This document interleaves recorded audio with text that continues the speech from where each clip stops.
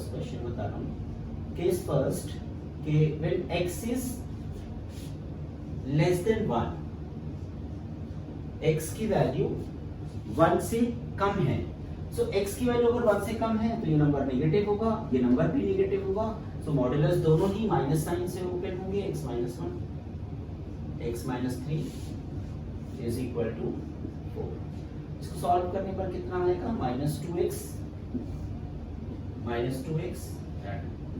Plus 4 equal to 4, that means x is 0। अब आपको देखना होगा कि ये जो रिजल्ट आ रहा है क्या ये हमारे ओरिजिनल इनइक्वालिटी को सेटिस्फाई कर रहा है। जो केस है हमारा जिसके लिए हमने इसको सॉल्व किया है, क्या उसको सेटिस्फाई कर रहा है? बिल्कुल कर रहा है। x की वैल्यू 0 है, 0 1 से कम होता है, तो ये आंसर इसका होगा। केस सेकंड हम लेंगे जब x की वैल्यू 1 से तो बड़ी होगी बट 3 से कम होगा। इनइक्वालिटी में इक्वालिटी कहीं पर भी आप लगा सकते हैं। सपोज हमने यहाँ पर दोनों जगह इक्वालिटी ले लेती है, x की वैल्यू 1 से ग्रेटर और 3 से लेस होगी। तो जब x की वैल्यू 1 से ग्रेटर होगी ये पॉजिटिव हो जाएगा, ये नेगेटिव हो जाएगा। ये x की वैल्यू 3 से कम है तो यहाँ से पॉजिटिव आएगा x माइनस 1 और ये माइनस ओपन होगा, -x plus 3 is equal to 4। तो यहाँ से x कैंसिल हो जाएगा, तो 2 इक्वल टू 4 आ जाएगा, जो कि गलत है, नॉट पॉसिबल। इसका मीनिंग क्या है? इसका मतलब ये है कि इस इंटरवल में कोई भी सॉल्यूशन नहीं होंगे इस पर्टिकुलर इक्वेशन के। केस सेकंड में थर्ड देखते हैं। केस थर्ड में हम देखते हैं कि x की वैल्यू अगर ग्रेटर देन 3 हो जाए, x की वैल्यू ग्रेटर देन 3 होने पर क्या होगा कि आप x की वैल्यू 3 से ग्रेटर डालोगे, 3 से ग्रेटर 4 ले सकते कोई भी नंबर, ये पॉजिटिव, ये भी पॉजिटिव, तो दोनों ही प्लस से ओपन होंगे। So x minus 1 plus x minus 3 is equal to 4 हो जाएगा। सो 2x इक्वल टू 8 आ जाएगा एंड x की वैल्यू 4 आ जाएगी, x इज इक्वल टू 4। अब आपको चेक करना होगा क्या x इक्वल टू 4 इस पर्टिकुलर इक्वालिटी को सेटिस्फाई कर रहा है। इस केस में जो हमने लिया है x की वैल्यू को, जो कंडीशन ले रखी है उसको सेटिस्फाई कर रहा है, बिल्कुल कर रहा है। x की वैल्यू 3 से बड़ी होनी चाहिए, 4 3 से बड़ा होता है, तो ये भी इसका आंसर हो सकता है। ठीक है, सो इस केस में क्या है, दो सॉल्यूशन आ रहे हैं, एक आपका आ रहा है x 0 आ रहा है और एक x की वैल्यू 4 आ रही है। तो ये पहले क्वेश्चन में, दूसरे क्वेश्चन में देखते हैं। अब देखिए इसमें x की वैल्यू 0 और 4 आ रही है, ये हमें याद रखना होगा, आगे हम लोग इसको चेक करेंगे और जो रिजल्ट बनाएंगे उसमें हम इसको यूज करेंगे कि क्या क्या सॉल्यूशंस आ रहे हैं। अब देखिए सेकंड क्वेश्चन में देखते हैं, क्वेश्चन नंबर 2 में देखते हैं। इसमें बस हमें इक्वल टू में 2 लिखा होगा, तो अब जब हम यहाँ पर x माइनस 1 और केस फर्स्ट में लेते हैं, केस फर्स्ट में हम लेते हैं कि x की वैल्यू 1 से कम या इक्वल है, 1 के इक्वल है। तो अगर 1 से लेसर वैल्यू डालते हैं x की तो नेगेटिव आएगा, ये भी नेगेटिव होगा। सो ओवरऑल दोनों नंबर नेगेटिव होंगे, x minus 1 plus -x plus 1 and -x plus 3 equal to 2। तो यहाँ से आपको क्या मिल जाएगा, -2x is equal to -2। So x is equal to 1 आ जाएगा। x इक्वल टू 1 इसका सॉल्यूशन हो जाएगा, x इक्वल टू 1 इसका सॉल्यूशन हो जाएगा। फिर इसके बाद हम लोग बात करते हैं, x की वैल्यू 1 आ गई, x की वैल्यू 1 हो गई।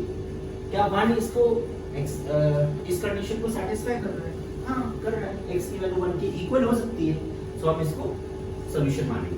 ठीक है, सेकंड केस लेते हैं। सेकंड केस अगेन वही x की वैल्यू 1 से 3 के बीच में लिया, यहाँ पर इक्वालिटी हमने यहाँ ले रखा है, तो यहाँ पर इक्वालिटी हमने नहीं लिया है।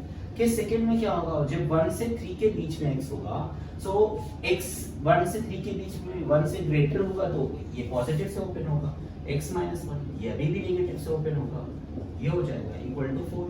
यहाँ से जब हम सॉल्व करेंगे तो हमें क्या मिलेगा, हमें x कैंसिल हो जाएगा, सॉरी 4 ले लो। सेकंड क्वेश्चन, सो x की वैल्यू हमें क्या मिल रही है, यहाँ से x कैंसिल हो गया, 2 इक्वल टू 2 आ गया। 2 इक्वल टू 2 तो ऑलवेज होता है। इसका मतलब क्या है, इसका मतलब ये है कि x की वैल्यू 1 से 3 के बीच में कोई भी वैल्यू आप लेते हैं, ये रिजल्ट सेटिस्फाई हो रहा होगा। जो ओरिजिनल इक्वेशन है वो हमेशा सेटिस्फाई करेगा अगर x की कोई भी रियल वैल्यू 1 से 3 के बीच में आप पुट करेंगे। सो पूरा इंटरवल इसका आंसर हो जाएगा। सो यहाँ से आप सोल्यूशन बोलेंगे, देयरफॉर x बिलोंग्स टू 1 से लेकर और 3 तक पूरा सोल्यूशन होगा। इनफाइनाइट वैल्यूज होंगी, इनफाइनाइट रिजल्ट्स होंगे, इसकी वैल्यूज होगी जो इसको सेटिस्फाई कर रहे होंगे। 1.01, 1.02, 1.001 सारी वैल्यूज सेटिस्फाई हो रही होंगी। केस थर्ड में देखते हैं, x की वैल्यू अगर हम 3 या उससे ग्रेटर रखते हैं तो आपको पता है कि जब x की वैल्यू 3 से ग्रेटर होगी तो first mod of x minus 1 positive होगा, मॉड ऑफ x माइनस 3 भी पॉजिटिव होगा, दोनों प्लस से ओपन होंगे। सो फाइनली क्या लिखेंगे, 2x minus 4 equal to 2. So x is 3, x is equal to 3.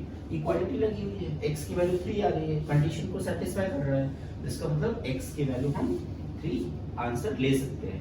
सो आपको क्या पता चला कि आपको एक x इक्वल टू 1 मिला, x इक्वल टू 3 मिला और ये पूरा इंटरवल x बिलोंग्स टू 1 से 3 मिला। So finally we can say कि x की वैल्यू, सो ओवरऑल जो फाइनल आंसर आप देंगे इंक्लूडिंग 1 एंड 3 और ये पूरा इंटरवल इसका सॉल्यूशन होगा। तो नंबर ऑफ सॉल्यूशंस कितने होंगे, इनफाइनाइट होंगे। पिछले वाले केस में कितने थे, नंबर ऑफ सॉल्यूशंस 2 थे, इसमें नंबर ऑफ सॉल्यूशन इनफाइनाइट है। अब हम लोग बात करते हैं थर्ड केस की। थर्ड केस में हमें अगेन वही केसेस यही होंगे, केसेस यही रहेंगे।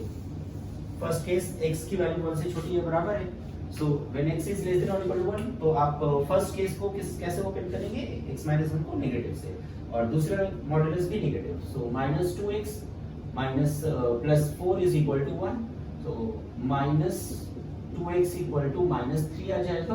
ओके, सो x की वैल्यू कितनी आ गई, 3/2, बट x की वैल्यू तो 1 से बड़ी हो नहीं सकती थी, यहाँ 1.5 आ रहा है, सो ये आंसर नहीं हो सकता है। But x is less than और equal to 1, therefore x equal to 3/2 is not the solution, not the solution. So इसका solution x equal to 3/2 नहीं हो सकता है। केस सेकंड लेते हैं। केस सेकंड में क्या है कि आपको x की वैल्यू 1 से लेकर और 3 के बीच में लेनी होगी, 1 से 3, तो एक पॉजिटिव से ओपन होगा, एक नेगेटिव से, तो x माइनस 1 पॉजिटिव से, माइनस x प्लस 3 नेगेटिव से इक्वल टू 1 आ जाएगा। सो x कैंसिल, यहाँ से 2 इक्वल टू 1 आ गया। सो 2 इक्वल टू 1 तो नहीं होता है, नॉट पॉसिबल, तो ये पॉसिबल नहीं है। इसका मतलब 1 से 3 के बीच में कोई सोल्यूशन नहीं मिलेगा। इस केस में आपको 1 से 3 के बीच में कोई सोल्यूशन नहीं मिलेगा। इस पर्टिकुलर इक्वेशन को x की वैल्यू 1 से 3 के बीच अगर लेते हैं तो कोई ऐसा x नहीं जो इसको सेटिस्फाई करता है। तो नेक्स्ट केस लेते हैं, x की वैल्यू जब ग्रेटर देन 3 होगी, ग्रेटर देन और इक्वल टू 3 लेते हैं, तो इस केस में दोनों ही पॉजिटिव होंगे। पॉजिटिव होंगे तो x minus 1 plus x minus 3 is equal to 1 हो जाएगा। सो x की वैल्यू कितनी आ जाएगी, यहाँ से x की वैल्यू यहाँ से आ जाएगी 5/2, बट 5/2 तो इससे छोटा है, 3 से तो ग्रेटर वैल्यू होनी चाहिए थी, लेकिन ये मिला तो 3 से कम नंबर मिल रहा है, तो but x is greater than x must be greater than or equal to 3, so therefore x equal to 5/2 is not the solution, is not the solution. So आपको क्या मिला, आपको ये समझ में आया कि इस केस में एक भी सोल्यूशन नहीं मिल रहा है, क्योंकि यहाँ पर भी कोई सोल्यूशन नहीं मिला, यहाँ पर पॉसिबल नहीं मिला, यहाँ पर भी कोई सोल्यूशन नहीं मिला, तो इस केस में नो सोल्यूशन मिला। तो आपको क्या पता चला है कि देखिए, अब मैं आपको इसी चीज के लिए जनरलाइज कर रहा हूँ। देखिए, इन दोनों नंबर्स जो ये नंबर लिखे हुए हैं x माइनस समथिंग, 1 और 3 के बीच में डिफरेंस कितना होता है, 2 का डिफरेंस है। जब ये डिफरेंस से भी ये बड़ा नंबर हो, ये नंबर ग्रेटर हो इस दोनों नंबर के डिफरेंस से, तो आप कहेंगे कि 2 सॉल्यूशन आएंगे। और जब एग्जैक्टली दोनों का डिफरेंस इसके बराबर हो, इनफाइनाइट सॉल्यूशंस आएंगे। और यहाँ पर जब इस दोनों के डिफरेंस से भी कम नंबर लिखा हो, सो आप वैसे भी ट्रायंगुलर इनइक्वालिटी से भी आप बोल सकते हैं कि इन दोनों का जो डिफरेंस होगा, जो नंबर आएगा, उससे छोटा इनका सम नहीं हो सकता है। तो आप यहाँ से बोल सकते हैं कि इस केस में नो सॉल्यूशन हमेशा याद रहेगा। तो मैं इसको, इस केस को फिर पूरे तीनों चीजों को मैं कंपाइल करके एक रिजल्ट्स बनाता हूँ। देखिए, रिजल्ट निकल के आता है कि suppose x minus a plus x minus b modulus is equal to c. Okay. First case है if mod of a minus b is less than c, is c is greater than mod of a minus b, then equation has two real solutions. और वो solutions क्या होंगे? अगर a छोटा मैंने लिया है, b बड़ा लिया है, तो a से छोटा नंबर आएगा और b से ग्रेटर नंबर आएगा। जैसा कि आपने पिछले केस में देखा था, एक सॉल्यूशन था 0 और एक 4, ठीक है? तो 0 1 से छोटा था और 4 3 से बड़ा था, ठीक है? तो सेकंड केस देख लेते हैं। Case second, if mod of a minus b is exactly equal to c, then equation has infinitely many solutions.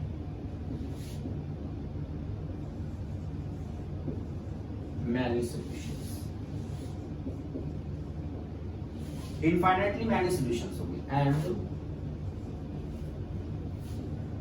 solution is x belongs to a to b. X belongs to a to b is the solution. Complete interval. मैंने a को छोटा number ले रखा है, condition है कि a is less than b. Third one, when this difference is greater than c, then equation has no solution. तो समझ आया कि अगर जब भी आपको इस तरह के क्वेश्चन दिए जाएं, आपको ऑब्जेक्टिव में इस तरह के प्रॉब्लम्स लिखे हों कि सपोज आपसे लिखा जा रहा है कि x minus 5 plus x plus 1 is equal to 7, तो नंबर ऑफ सॉल्यूशंस कितने होंगे? 0। नंबर ऑफ सॉल्यूशंस पूछ रहा है 2, c is infinite and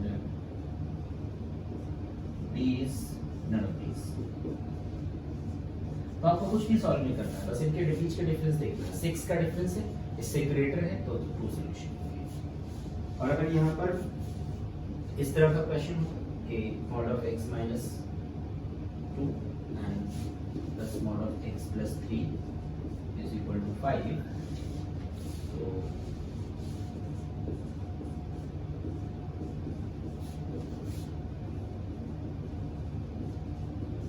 इस केस में क्या होता? इस केस में आप बोलेंगे कि जो 2 और -3 के बीच में डिफरेंस है वो 5 का है और इक्वल टू 5 के बाद के लिए लिखा। इसको आप कैसे करेंगे? माइनस ऑफ -3 करके लिखेंगे। सो डिफरेंस 2 एंड -3 के बीच कितना होगा? 5 का होगा। सो आप यहाँ से बोल सकते हैं कि 5 का डिफरेंस है, तो 5 और इक्वल टू 5, तो आंसर इज इनफाइनाइट, कि ये सेकंड केस को सैटिस्फाई करता है। और अगर इसमें ऐसा होता कि यहाँ पर वैल्यू लेस देन 5 होता तो answer no solution, 0, number of solutions 0 होता, ठीक है? तो आई होप कि ये कॉन्सेप्ट आपको समझ में आया, बस हो गया, ठीक है? तो इस तरह के क्वेश्चंस में आप ये कॉन्सेप्ट लगा सकते हैं। Thank you.